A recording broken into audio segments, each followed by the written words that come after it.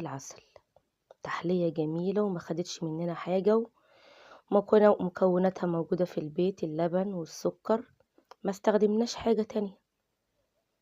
وادي الشكل النهائي اهو. كده انا حطيت الطبقتين، هنحطها تاني في التلاجة لحد بس اما الطبقة التانية تمسك نفسها كده.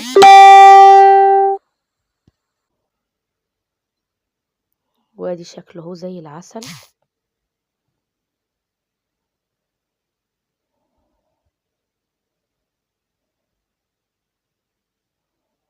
هسيبها شوية في التلاجة وبعد كده بقى اقدمها لكم. تحلية جميلة وما خدتش مننا مجهود وما خدتش وقت وما فيش تكلفة. بسم الله. كده طبعا عدى عليها وقت شوية، انا طلعتها من التلاجة وده شكلها اهو. انا هدوقها معاكم زي العسل صراحة.